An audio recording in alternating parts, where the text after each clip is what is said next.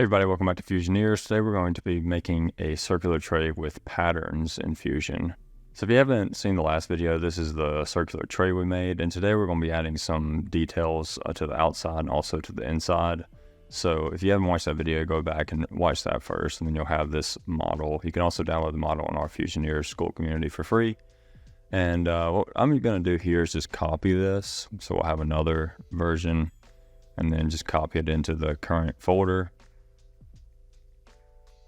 And then I'm going to rename this one with patterns in Fusion. All right, and then I'm going to make sure I close that other one out and just make sure that you're using the right one up here at the top. Okay, and so the first thing that I'm going to do is we're going to come back to our original sketch and click Edit Sketch, and then we're going to make another circle here. Actually, we're going to make two more circles. So click C for center diameter circle, and then we're just going to make this one 80 millimeters. And then we're going to make another circle, and we're just going to make this like a lot smaller. So let's make this one 6 or so. All right. And click Finish Sketch, and we're actually going to go back here in the timeline to right before where we made the floor, and we're going to click Edit Feature, and then we're going to make sure our sketch is showing up, so make sure that that's selected, and then you might have to drop down and select the sketch underneath that. And then we're going to highlight both of these, so we want to have kind of a donut here in the middle, and click OK. And then we can step on through, and then it's going to give you this error for the chamfer, but you can go ahead and click edit feature, and then if you click OK, it should go away. It's just detecting that the body changed a little bit. Okay, and so what we're going to do first is we're going to make a pattern, like a grid pattern in the bottom of the tray here. So we're going to bring that other sketch back up, and now we're going to click E for extrude. And then we're just going to select both of these bodies. And now we're going to make this also extrude the width of the floor here. So instead of clicking 3, in case we want to change our mind later, we're going to go to Object, so this will adjust. But the one thing that's really important here is to change this to New Body. So just make sure that you're making a new body here, and then click OK. And just to make sure that you made a new body, we're going to click A for Appearance, and then you can just change your appearance here. I'm just going to use the default one, and let's change it here to one color, just some red color, and then we're going to duplicate, edit, and then we're going to make a different color. Sure, let's make this other color. And so now you should be able to see that there's two separate bodies there. And now we're going to make the pattern in the bottom of this. So let's go ahead and just hide this body. So a shortcut for hiding that is just to select it and click V. V is the hiding and unhiding shortcut. But if you want to just do it the other way, you can come over here and click hide and unhide.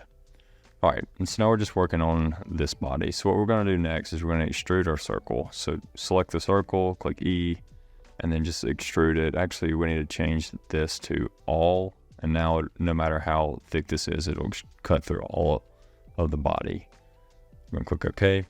And some of you might be thinking, well, we could have done that in this step and just not selected the circle. Well, the reason we want to actually have a feature here that cuts that out is because that's what we're about to pattern. So now we're going to create a rectangular pattern. We're going to make sure features are selected, and then we're going to select that extrusion that we just made where we cut out that hole. And then we're going to select our axis, which is just going to be the origin axis. So this one is fine. And then I like to just kind of drag mine out just to kind of see what's going on. So what we want to do is to kind of make a grid around this whole shape. So I like to change my pattern options to symmetric in both directions. So now we're kind of around this. And then I like to do mine in this case by instead of spacing. Actually, I like spacing in this situation. And now we're going to increase this, and I will warn you that this is going to stretch your computer's ability to process. This isn't quite as bad as other patterns, but it will start getting a little slower here temporarily. So this looks pretty good to me. I would make these distances the same, so really you can do whatever you want, but this is covering everything, at least enough space in between all the different holes here, and that should work. And then one way to kind of improve your computer's ability to process it is to change this to optimized or identical. It really just depends on how many patterns you make. But again, I just kind of looked at it and picked, I'm doing 11 with a 8mm distance, so there's about a few millimeters in between here. And so really you can do that however many you want. Click OK. And we'll see this is going to take a little bit to process, but you can, if your computer has issues, you can just change this from adjust to optimized, and usually this works fine too. So now we have our pattern here. One thing I like to do for these, this is just kind of a personal preference, just to give you a preview of what it looks like. I kind of like this, honestly, but a lot of times you might want to not have these issues on the edges here where it's like a partial circle. You might just want to have full circles. So there's a few ways you can go about fixing that if you think that that's an issue. One way is you can just select the circles and just delete those, and that's actually probably the best way, to be honest. Or you can also just go in and project this whole sheet. So for instance, you can click here, and then we can click P for project, and so you're just projecting this whole surface, and you can also project again on this circle here. And so then you can go through and click E for extrude and select all of these. And I'll just do that real quick. Really deleting them is probably just as good, but I'll just go ahead and do it this way. I think either way will work. There's not really a quicker way to do this that I know of. So there we go. And then we're going to go to object again and select this back portion, click OK. And so now you have basically all full circles, and then we can show this body again. And if we turn off the sketch, so there is a pretty nice little demonstration of adding a grate to the bottom. And now the next step would be to just merge these together. So combine that and that, click OK. And so now we have a single solid body again. One thing I just noticed here is this doesn't have a chamfer, so I'm going to go back and click edit, make sure I reselect that. And that probably happened earlier and I just didn't realize it. Okay. And so now the next thing I want to do is I want to add some ribs to the outside of this this bowl here. And so the way that I'm going to do that is I'm going to create a new sketch, put it up here on the top. And the way I like to do this is, especially if you have a chamfer, I think it looks nice when it matches the chamfer. So what I'm going to do is project the outside again. So P for project, click OK. And then I'm going to project this inside edge. So if you'll look there, there's an edge on the edge of the chamfer. I'm going to click OK for that. And so now we have these two lines. And so now I'm going to click C for circle. And then I'm going to make sure my pointer there, if you can see it, is attached to that outside circle. So I'm just going to kind of put it wherever, and then I'm just going to draw a circle. Okay, now we have to constrain this. So I'm going to use the tangent constraint, which basically makes the edge of your circle flush with another line. So if we click this and then click this, now our circle is connected to that inner line.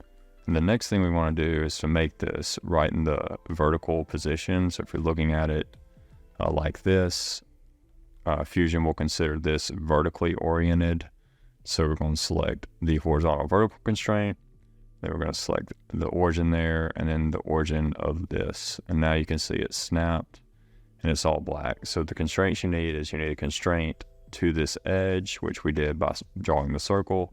You need a tangent constraint, which basically defines the diameter or the radius of the circle. And then you need a vertical constraint that basically tells it where to go as far as along the circle. And so I'm going to click Finish Sketch.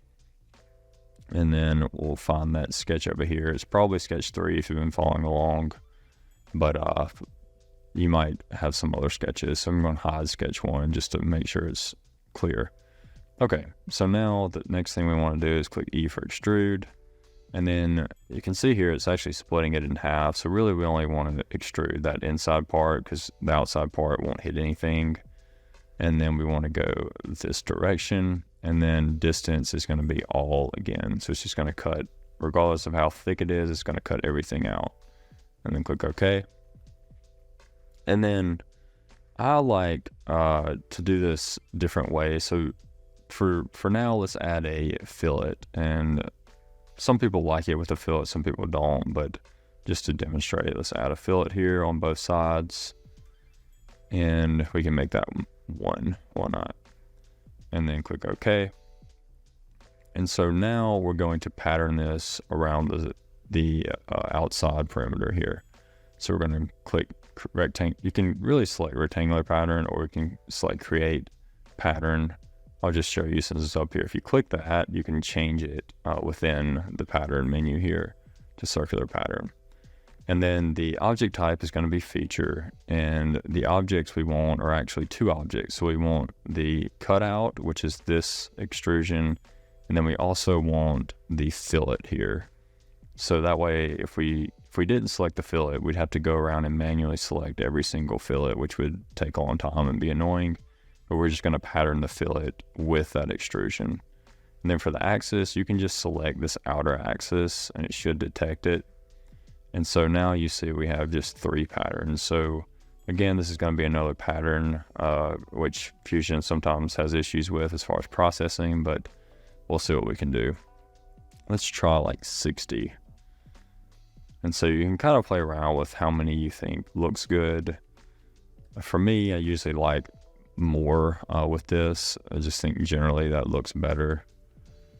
So 100 I think is a pretty good bit. And again, it's giving me a warning because it's a lot of patterns, and I'm just going to try optimize and see if it works okay. Okay. All right. And so now we have our pattern. So it gives a nice little rib feature, and this should 3D print fairly well as well. So this is one way to make different patterns in Fusion. You know, you have like a little grid pattern here, then you have these ribs around the outside. So I'll have this file available in the Fusioneers community where you can go back through the timeline and check it out. If you have any questions about it, just let me know in the Fusioneers community. I usually reply back pretty quickly. And hopefully this was helpful for you. Thanks for watching.